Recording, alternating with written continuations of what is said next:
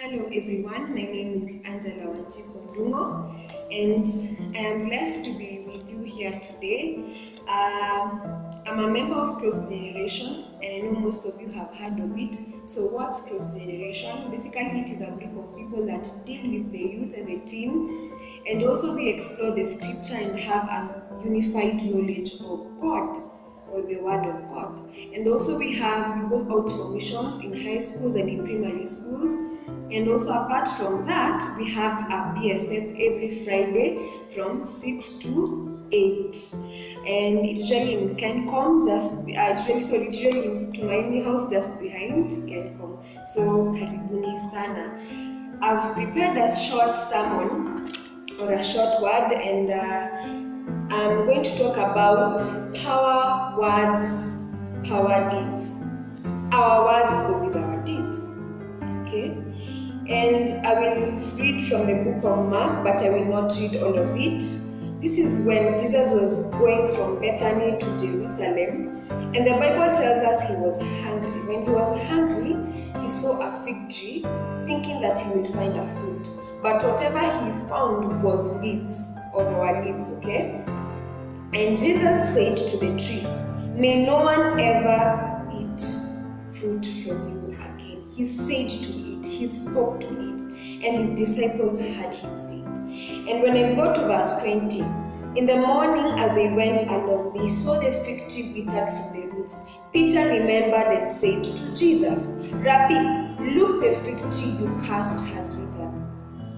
Now, Peter recalled the words of Christ.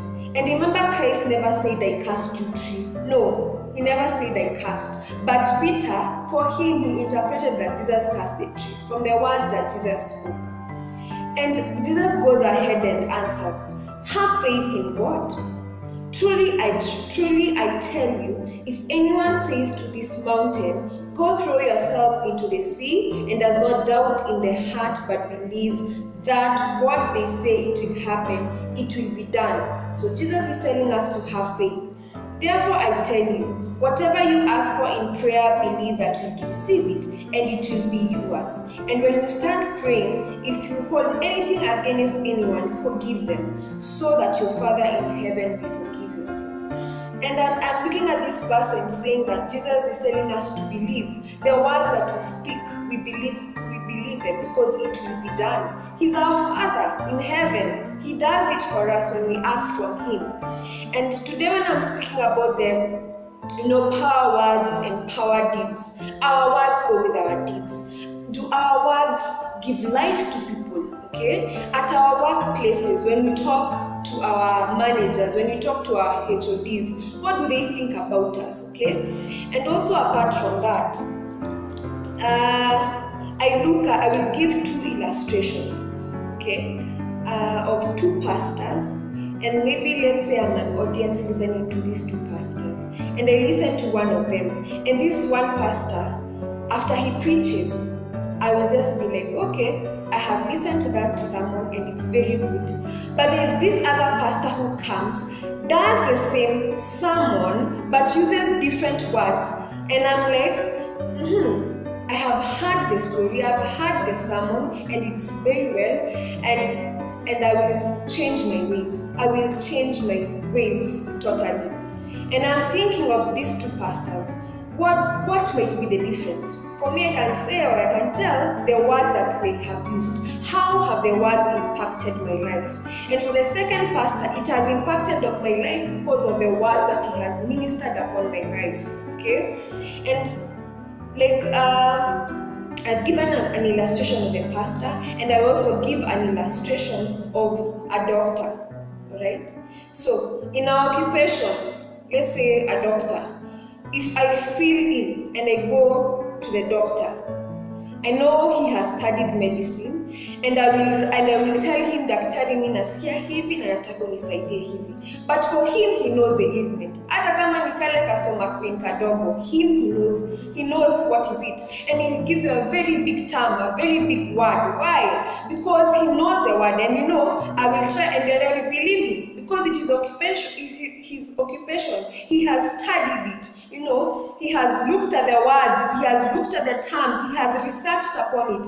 And you know what will be my doing? I will take his consultation and I will tell him, sasa nataka unipatie madawa, and he'll give you a prescription and you'll be living, okay? And that's the deed.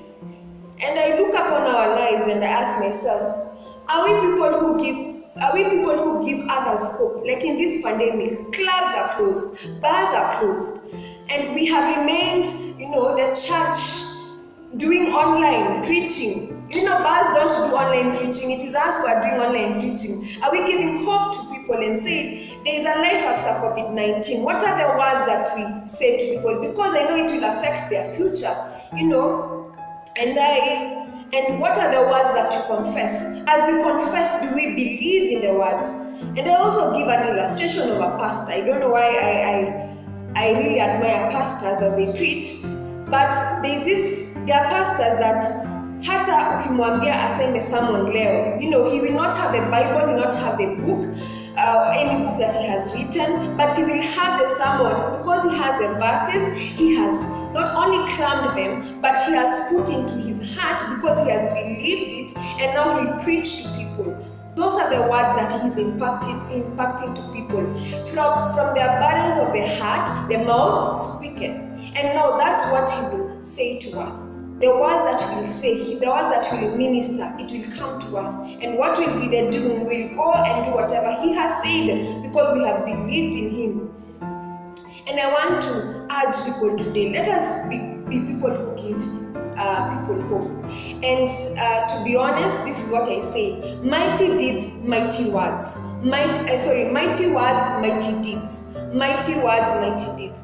Our words must be mighty. We must proclaim upon our lives. We must confess we are great.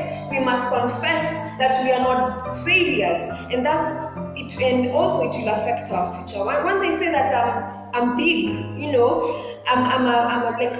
I'm a teacher. So what I'll tell God, yes, God, give me wisdom. Give me wisdom once I teach these kids. And you know what will be my experience, or what will be my deed? My kids, as I teach them, they'll be great men of God. They'll be great people in class, because that's what I have spoken to them. I have spoken life to them.